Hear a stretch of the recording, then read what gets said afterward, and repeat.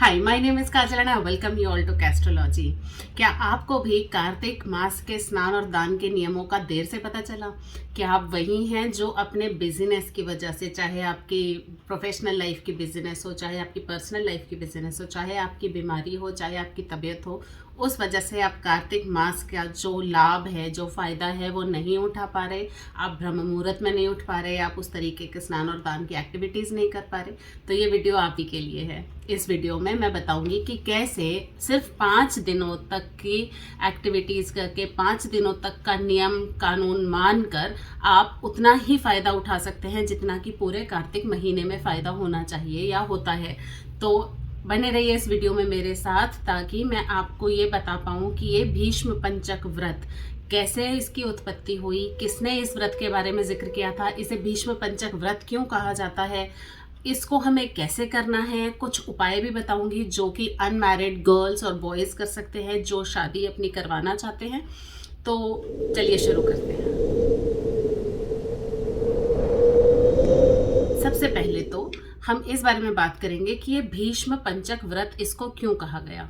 तो देखिए, भीष्म पितामह जो थे वो जब महाभारत का युद्ध हो रहा था तो वो अपनी बाणशैया पर लेटे हुए थे। वहाँ पर रोज़ रात को पांडव आते थे और उनसे बात करते थे, उनसे ज्ञान की बातें सुनते थे, समझते थे और उसको अप्लाई करते थे।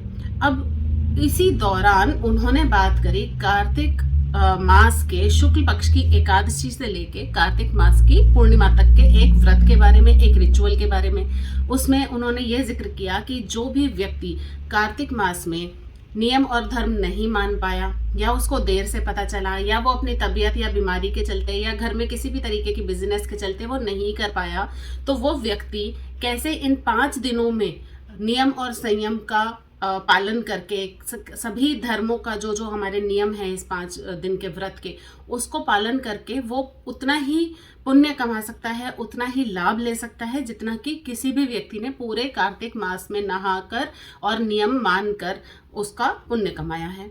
तो इस बात को जब वो पांडव को बता रहे थे, भीष्म पितामह पांडव को बता रहे थे, तो वहां पे श्री कृष्ण ने उनकी ये बात सुन ली कि भीष्म पितामह ये सब बता रहे हैं। ये सब सुन के श्री कृष्ण बहुत खुश हुए और उन्होंने भीष्म पितामह को इस तरीके का वरदान दिया कि आगे से इस 5 दिनों के व्रत को हम भीष्म पंचक व्रत के नाम से जानेंगे, और इसी व्रत का जो जो पुण्य, जो जो आपने सबको बताया है, इसका पुण्य आपको भी मिलेगा। तो हम इसी व्रत के बारे में इस वीडियो में चर्चा करेंगे।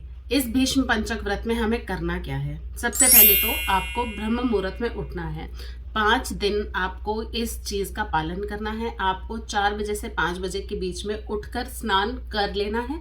करने से पहले आपको सबसे पहले तो तारों का ज़रूर दर्शन करना है। तो तारों के दर्शन करने के बाद ही आप स्नान कीजिए। विधान ये है, नियम ये है कि आपको गंगा जल से या फिर किसी गंगा जी में स्नान करना चाहिए। किसी भी हमारी जो शास्त्रों में नदियाँ बताई गई हैं उसमें स्नान करना चाहिए, लेकिन क्योंकि प्रैक्टिकली इस ज़माने में ये पॉसिबल नहीं है, तो साफ जल से स्नान करना भी, या फिर उस स्नान के जल में अगर आप थोड़ा सा गंगा जल भी मिला लेते हैं तो वो भी उसी के बराबर पुण्य देगा, उसी के बराबर वो महत्वता, इम्पोर्टेंस रखता है। तो आपको सुबह तारों के दर्शन करके 4 बजे से 5 बजे के बीच में नहा लेना है।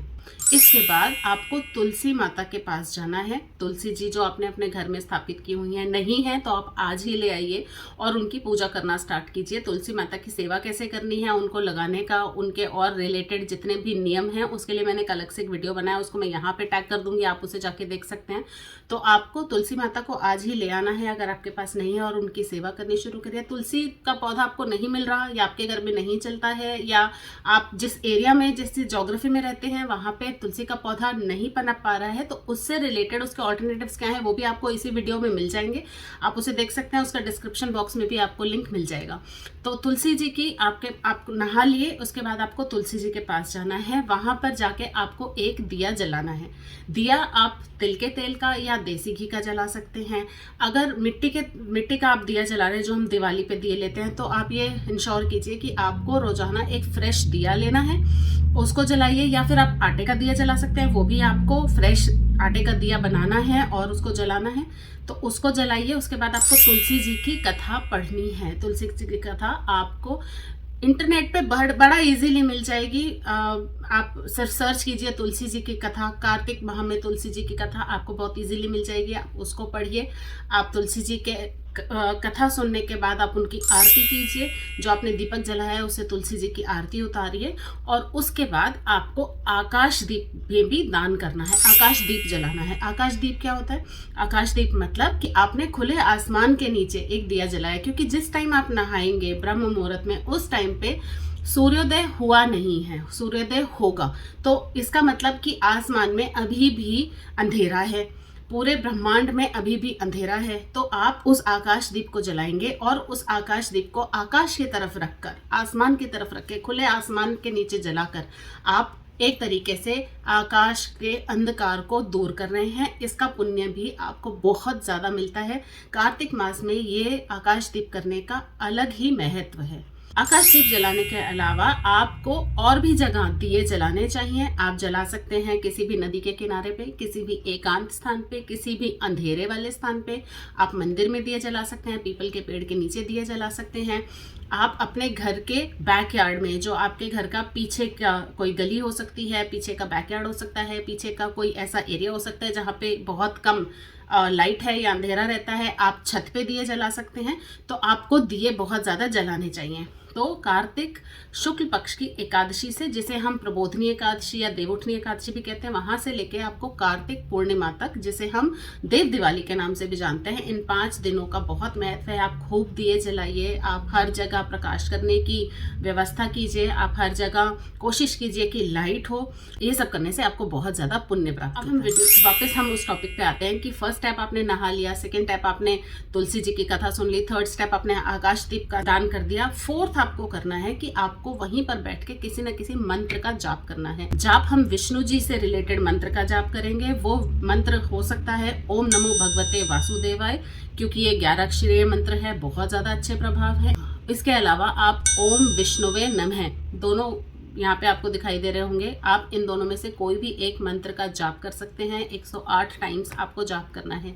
एक और इम्पॉर्टेंट चीज़ है कि आपको इन मंत्रों का जाप और ये सारी एक्टिविटीज़ आपको शाम के टाइम भी करनी है। शाम के समय भी आपको तुलसी जी में दिया जलाना है, शाम के समय भी आपको तुलसी जी की कथा सुननी है, उनकी आरती करनी है, मंत्रों का जाप करना है और दीप दान भी करना है। की सेवा से रिलेटेड नियम है, मैंने अपने वीडियो में, मैं आपको इसीलिए रेकमेंड करूंगी कि इस वीडियो को देखने के बाद आप उस वीडियो को जरूर देख लीजिए, ताकि आपको पता रहे कि तुलसी जी की सेवा पे एक्चुअली करना क्या है। क्योंकि उनके आसपास सफाई रखनी है, उसमें कैसे जल देना है, उनके आगे दीपक कैसे जलाना है, सब कुछ मैंने उसमें बड़े अच्छे से एक्सप्लेन किया है। तो जब भी आप वो दिया जला रहे हैं, आप उसे पूरे साल भर जलाए रखने का नियम ले सकती हैं।